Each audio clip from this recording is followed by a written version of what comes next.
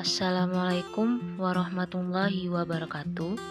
Dalam kesempatan kali ini, kami dari kelompok 2 akan mempresentasikan materi dengan judul Masyarakat Madani, guna memenuhi tugas mata kuliah kewarganegaraan.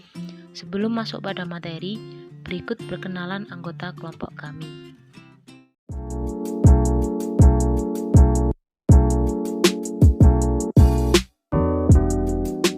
Berikutnya langsung saja kita menuju pembahasan materi. Masyarakat Madani. Sejarah masyarakat Madani. Wacana masyarakat Madani mulai populer sekitar awal tahun 90-an di Indonesia dan masih terdengar asing pada sebagian dari kita. Konsep ini awalnya berkembang di barat dan berakhir setelah lama terlupakan dalam perdebatan, wacana sosial modern, dan kemudian mengalami revitalisasi, terutama ketika Eropa Timur dilanda gelombang reformasi di tahun-tahun pertengahan 80-an hingga 90-an. Mengenai wacana tentang masyarakat Madani masih dalam perdebatan, namun beberapa kalangan ada yang berpendapat bahwa masyarakat Madani adalah persamaan dari kata civil society. Civil society sebagai sebuah konsep yang berasal dari pergerakan politik dan sejarah masyarakat Eropa Barat yang mengalami proses transformasi dari pola kehidupan feodal menuju kehidupan masyarakat industri kapitalis. Pada masa Aristoteles, wacana civil society sudah dirumuskan sebagai sistem kenegaraan dengan menggunakan istilah koinonia politika, yaitu sebuah komunitas politik tempat warga terlibat langsung pada percaturan ekonomi dan politik serta pengambilan keputusan.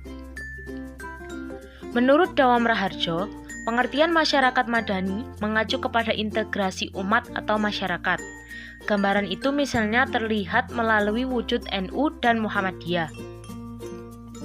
Dalam konteks ini, masyarakat Madani lebih mengacu pada penciptaan peradaban yang mengacu kepada Al-Din, Al-Tamadun, atau Al-Madinah, yang secara harfiah berarti kota.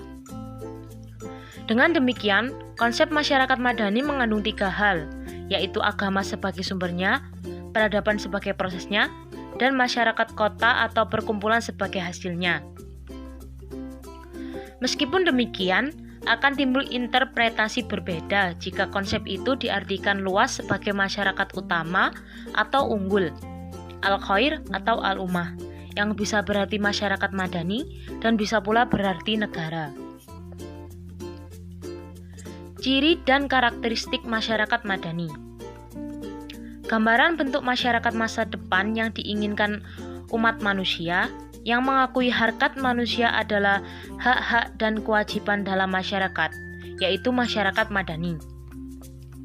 Dapat juga dijelaskan dengan karakteristik sebagai berikut. Yang pertama, masyarakat yang mengakui hakikat kemanusiaan yang bukan sekedar mengisi kebutuhannya untuk hidup atau proses humanisasi, tetapi untuk eksis sebagai manusia. Yang kedua, pengakuan hidup bersama manusia sebagai makhluk sosial melalui sarana negara. Dan yang ketiga, manusia yang mengakui karakteristik tersebut dan mengakui hak asasi manusia dalam kehidupan yang demokratis adalah yang disebut masyarakat madani atau civil society. Perkembangan masyarakat madani di Indonesia. Secara historis, kelembagaan civil society muncul ketika proses-proses transformasi akibat modernisasi terjadi dan menghasilkan pembentukan sosial baru yang berbeda dengan masyarakat tradisional.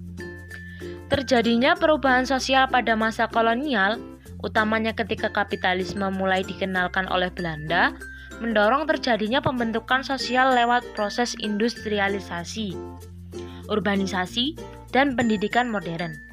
Pada akhirnya, muncul kesadaran di kalangan kaum elit pribumi yang kemudian mendorong terbentuknya organisasi sosial modern di awal abad ke-20. Gejala ini menandai mulai berseminya masyarakat madani. Saya akan melanjutkan penjelasan dari perkembangan masyarakat madani di Indonesia.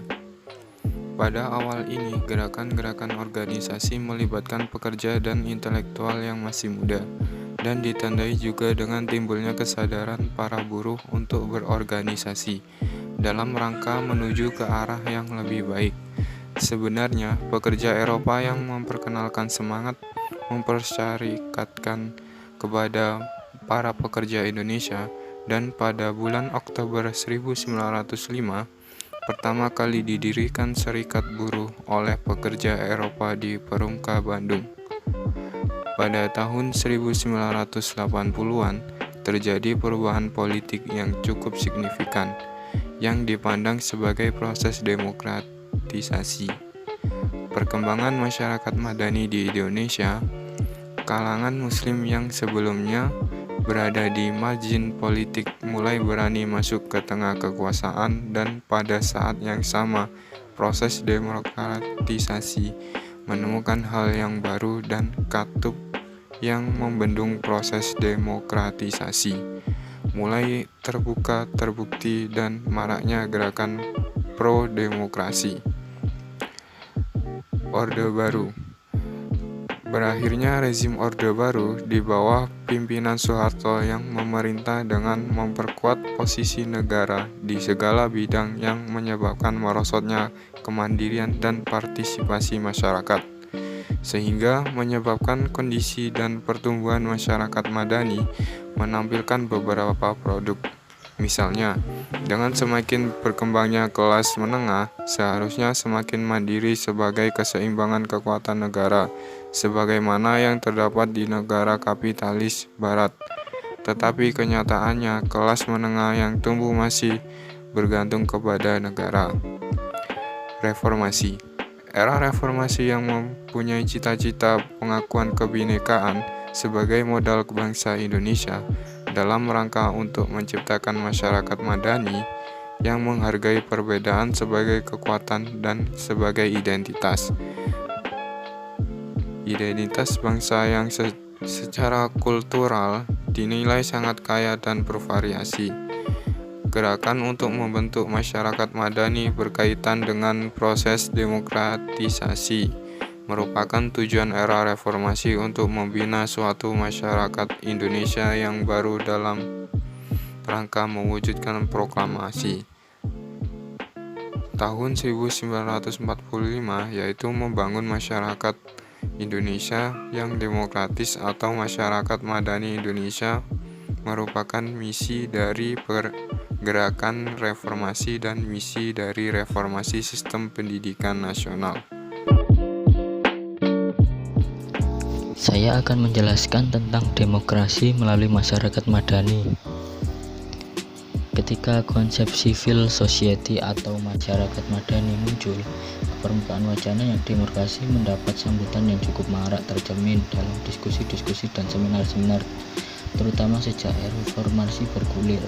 Dimaksudkan sebagai alternatif bentuk proses demokratisasi di Indonesia, karena civil society dianggap sebagai petunjuk ideal dalam mewujudkan demokrasi di Indonesia. Yang kedua, demokratisasi merupakan sebuah proses perubahan dari rezim non-demokratis menjadi demokratis. Proses ini berawal dari rezim otoritarian yang membangun sistem politik yang hegemonik, terutama tertutup dan tidak punya kesempatan partisipasi yang memadai untuk warga negara dalam proses politik yang sedang berlangsung, dan bergeser ke arah pembentukan sistem politik yang lebih terbuka dan demokratis yang pada akhirnya terbentuk satu tatanan kehidupan. Hubungan masyarakat madani dalam proses demokratisasi. Yang pertama, desentralisasi, yang artinya kekuasaan masyarakat madani harus mampu memberdayakan masyarakat, bahwa kekuasaan datang dari kedaulatan yang mereka pegang yang harus dapat dipertanggungjawabkan secara empirik, dan masyarakat madani harus mampu mendesak penguasa untuk dapat membuktikan bahwa mereka layak dipercaya oleh masyarakat dan ketataan rakyat kepadanya dilandasi dengan alasan yang dapat dibenarkan. Yang kedua, dipertemalisasi kekuasaan, Salah satu penyebab dapat terpusatnya kekuasaan di tangan Soeharto adalah dibangunnya gambaran bahwa penguasa adalah seorang bapak yang demikian baik hati, penuh perhatian kepada anak-anak bangsanya, dan bapak adalah bapak. Penguasa berada di lingkup publik atau public sphere, sedangkan bapak dalam lingkup private atau private sphere. Keduanya tidak bisa dicampur aduk, dijadikan satu pengertian. Yang ketiga, membangun civil ethics. Masyarakat Madani harus memberi penghormatan pada nilai-nilai dasar yang berhubungan dengan manusia, maka tanpa itu eksistensi masyarakat Madani akan kehilangan norma kehidupan sosial yang menjadi kaidah dasar bagi pembangunan masyarakat majemuk. Dan yang keempat, membangun jaringan advokasi antar masyarakat Madani, karena kekuatan masyarakat Madani terletak pada otonominya yang luas. Di situ juga letak kelemahannya, sehingga mereka harus bekerja karena mereka mempunyai misi yang sama. Dan apabila mereka bekerja sendiri bahkan saling meniadakan, maka yang diterima masyarakat bukan pencerahan tapi kebingungan. Dan apabila kebingungan itu sampai puncak batas toleransi masyarakat, maka pasti akan muncul huru-hara sosial yang dapat memicu terjadinya rezim otoritarian. Selanjutnya, kontribusi masyarakat Madani dalam kaitannya dengan demokratisasi. 1. Menyediakan wahana sumber daya politik, ekonomi, kebudayaan, dan moral untuk mengawasi menjaga keseimbangan pejabat negara. Kedua, pluralisme dalam civil society bila diorganisir akan menjadi dasar yang penting bagi persaingan demokratis. Yang ketiga, memperkaya partisipasi politik dan meningkatkan kesadaran kewarganegaraan. 4. Ikut menjaga stabilitas negara. Kelima, tempat menggembleng pimpinan politik. 6. Mengalami dominasi rezim otoriter dan mempercepat runtuhnya rezim. Sekian presentasi dari kelompok kami. Apabila ada salah kata maupun kurangnya, kami mohon maaf. Sekian, wassalamualaikum warahmatullahi wabarakatuh.